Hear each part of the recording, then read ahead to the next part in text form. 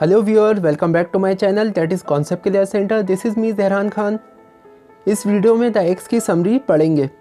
इस स्टोरी के राइटर हैं आर.के. नारायण। वीडियो स्टार्ट करने से पहले चैनल को सब्सक्राइब कर दें, जिससे मुझे वीडियोस बनाने का मोटिवेशन मिलेगा और मेरे चैनल को सपोर्ट मिलेगा। So without wasting more time let's start. ये खूबसूरत किसी कहानी है जिसके अंदर एक शख्स जिसका नाम वेलन है, वो एक गार्डन की देखभाल करता है। वेलन के बारे में एक एस्ट्रोलॉजर एक भविष्यवाणी करता है कि वो 3 मंजिला के मकान में रहेगा। अब आगे क्या होता है, चलिए डिस्कस करते हैं। ये स्टोरी स्टार्ट होती है कोपल नाम के एक विलेज से। कोपल विलेज में वेलन नाम का एक लड़का रहता है। एक दिन इस गांव से एक एस्ट्रोलॉजर निकलता है। एस्ट्रोलॉजर वो होते हैं जो भविष्यवाणी करते हैं।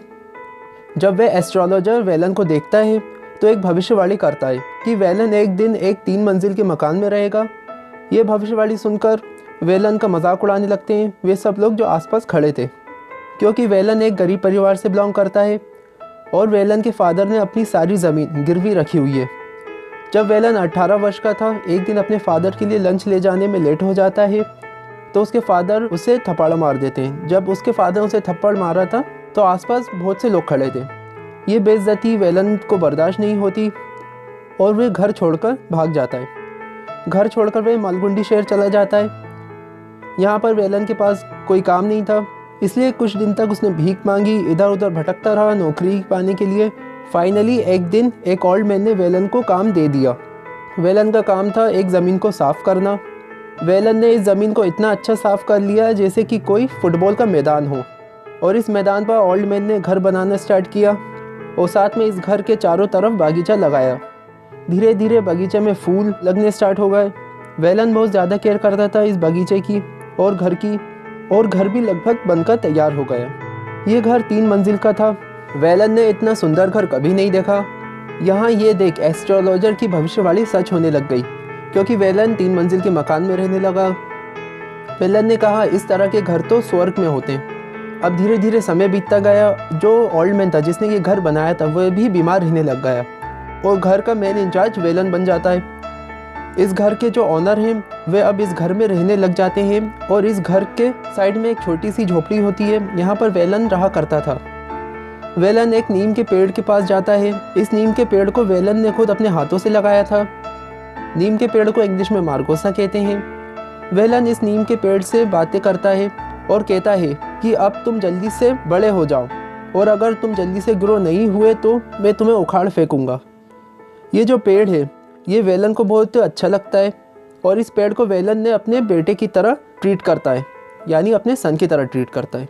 यहाँ कहने का मतलब है जैसे एक फादर अपने बच्चे की देखभाल करता है उसी तरह वेलन इस पेड़ की देखभाल करता है। काफ़ी सालों बाद ये पेड़ बड़ा हो जाता है। इस पेड़ पर पक्षी बैठे रहते हैं और इस पेड़ की छाँव में इस मकान मालिक के पोता पोती खेलते हैं। फिर जैसे जैसे समय बीतता जाता है वेलन भी अब बूढ़ा हो जाता है। वेलन के पेरेंट्स और वाइफ की अब डेथ हो चुकी है। वेलन के फादर ने जो ज़मीन गिरवी रखी थी उसे वेलन ने वापस छुड़वा ली। वेलन किसी भी ओकेशन पर अपने विलेज जाया करता है और अपने सन से मिल लेता है, यानी यहाँ पर कहने का मतलब है वेलन का अब बेटा भी है। फिर जैसे जैसे समय बीतता है इस घर के ओनर की डेथ हो जाती है। वेलन को डर लगा कि ओनर के बेटे वेलन के साथ अच्छा नहीं करेंगे, पर इस घर के ओनर के बच्चों में झगड़ा हो जाता है और वे घर छोड़कर चले जाते हैं और इस घर को रेंट पर दे जाते हैं। अब जो नए किराएदार आते हैं वे वेलन को परेशान करते हैं, उसे बहुत सारा काम करवाते हैं और कहते हैं तुम गार्डन की केयर नहीं करते। मतलब जो नए पड़ोसी आए वो वेलन को बहुत सताते हैं। पर एक दिन वे किराएदार इस घर को छोड़कर चले जाते हैं जो यहाँ पर रहने आए थे। अब यहाँ कोई नहीं रहता सिवाय वेलन के। जैसा हमें पता है वेलन बहुत ओल्ड हो चुका है, यानी बूढ़ा हो चुका है। उसकी झोपड़ी भी टूट जाती है समय के साथ, पर अब उसकी इतनी हिम्मत नहीं है कि हट को वापस रिपेयर कर सके, इसलिए वे घर के बरामदे में रहने लग जाता है। इस घर को अब सब भूतों का घर कहते हैं, क्योंकि ये घर अब खंडर बन चुका है और अब कोई भी किराएदार यहाँ नहीं आना चाहता। बगीचे की केयर अब वेलन इतनी अच्छी तरह नहीं कर पाता है जितनी यंग एज में किया करता था। एक दिन इस घर के बाहर एक कार आकर रुकती है। इस कार से 2 से 3 लोग निकलते हैं और वेलन से कहते हैं इस घर की चाबियाँ दो, यानी कीज़ दो। वेलन उनको कीज़ देता है। फिर वेलन को पता चलता है इस घर के ओनर ने इस घर को बेच दिया है और यहाँ पर एक कंपनी बनेगी। वेलन को 15 दिन का समय मिलता है इस घर को खाली करने के लिए। पर 2 दिन बाद वेलन एक्स की आवाज़ सुनता है। कुछ लोग वेलन के नीम के ट्री को काट रहे थे। वेलन ने उनसे रिक्वेस्ट की ऐसा मत कीजिए, पर उन्होंने कहा वे तो मजबूर हैं क्योंकि ये तो उनका काम ही है। इस घर का मालिक नहीं चाहता यहाँ पर कोई पेड़ हो। फिर वेलन बहुत दुखी हो जाता है और रोने भी लग जाता है। वेलन कहता है उसकी नज़रों के सामने इस पेड़ को मत काटो।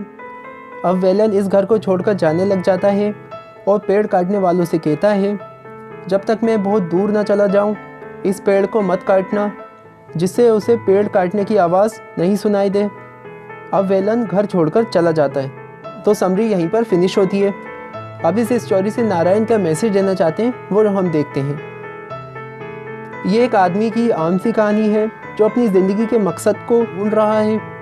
ये उत्साह को भी प्रभावित करती है, जैसे कि भरोसा होना, आशावादी होना, और ये कैरेक्टर की ताकत को भी बताती है।